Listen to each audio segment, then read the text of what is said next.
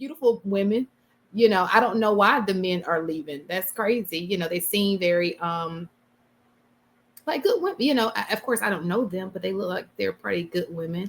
And you know, I think that social media, the all this stuff has done damage to a lot of people. You know, the grass is always greener on the other side, right? People leave for opportunity. I don't know. I got to see more of the situation. It's just, it's a cliffhanger. Like, there's not enough information in the video. Like, we need to know why the guys are leaving, you know? And like Ameera said, now that makes sense. If women have always been in those roles, this is nothing new, right? So that wouldn't be the difference. The only difference, it sounds to me, is that the men are leaving. So we need to know why the men are leaving. I guess that's where I am. Okay. For all their accomplishments, Qatari women face unique challenges in navigating societal expectations. While they are encouraged to pursue education and careers, cultural norms still prioritize family and marriage as central to a woman's identity. Many women find themselves walking a tightrope, striving for professional success while managing societal pressure to conform to traditional roles. These tensions are further exacerbated by the growing trend of Qatari men marrying non-Qatari women. This dynamic leaves many Qatari women without suitable partners, as cultural restrictions often discourage them from marrying outside their nationality or tribe.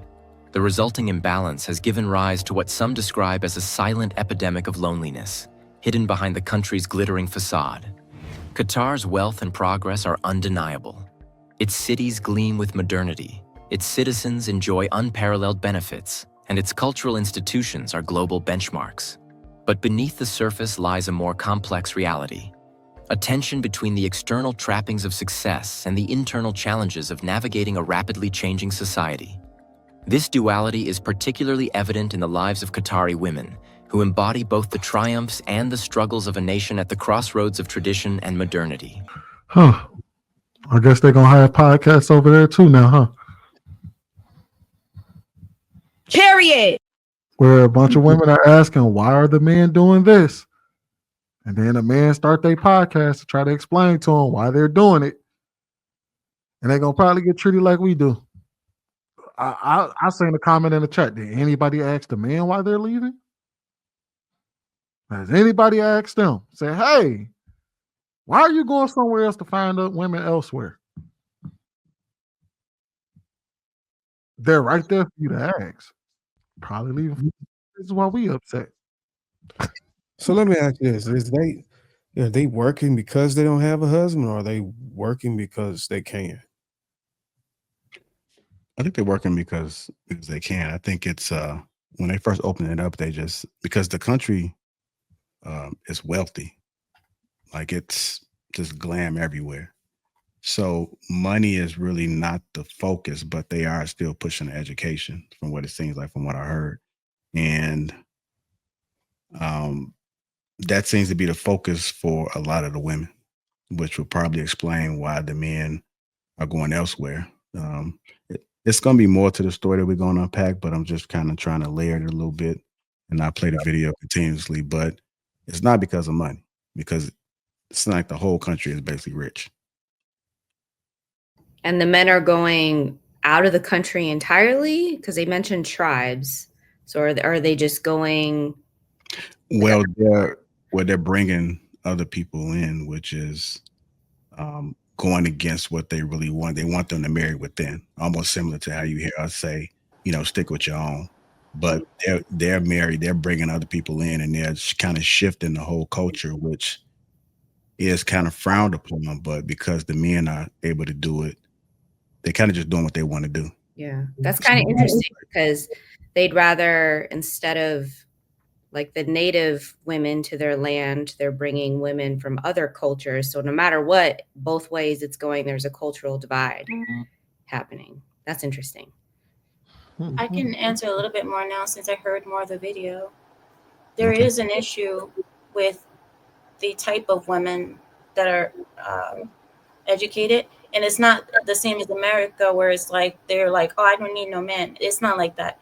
What we have is class. So the women who are doctors, attorneys, and so on, they typically come from upper class families that can afford to obviously educate their women, because poorer families just educate the men.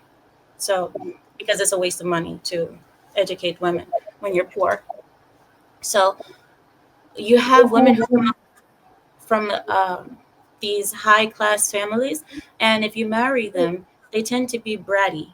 They want the whole world. They want everything, and they're very competitive against other people, because an Arab's favorite hobby is to talk smack. Like all we do is sit around and talk smack about the neighbors, and it's so fun. It's so fun, but it's wrong. We're not supposed to do that, but it's just so fun to have tea and sit around the fire and gossip. So what a lot of Oh, those y'all ain't too far off.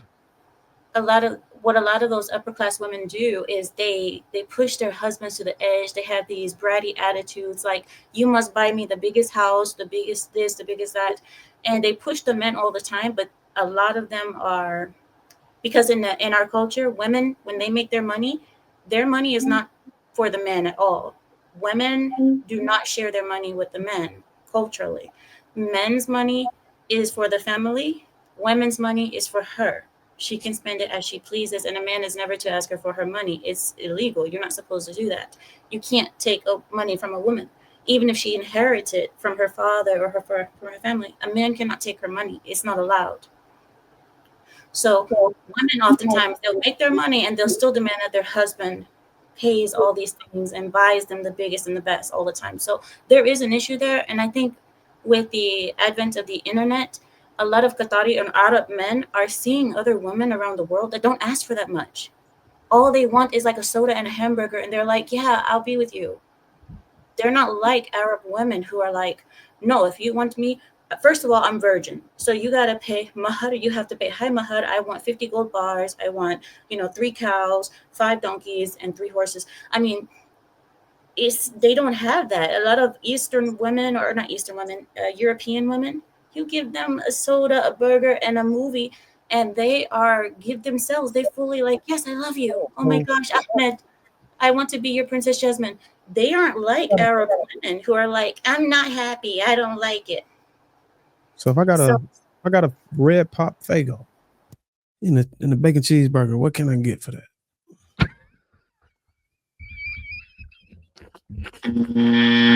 You're so funny. So funny. I'm just trying to see what can I get. I mean, I've been to Qatar because I was in the military. It's like R&R, but I don't know about the transact. I haven't tapped into the transaction size. There's some off-limit places. We got to go to the mall and all that. Big ass mall. I don't know if y'all been there. It's like a theme park in there, bitch. So how was the ladies over there? Took me like 5 days to get through the whole mall. Huh? How was the ladies? I mean, they were covered. They were covered. They were beautiful. Actually, you'd be surprised. There was a lot of them that was walking around uncovered. They've been making paper babies over there. That area is where you can kind of like take it all off and shit. So you still got to keep your hair. Yeah, like they got bodies. They be pretty. Like they still dress modest, bro. Like they don't do all that. I'll tell you. So you weren't able to score, or you weren't able to score when you was down there? That's what you're saying? Nah, that's a married man, man. What is y'all doing?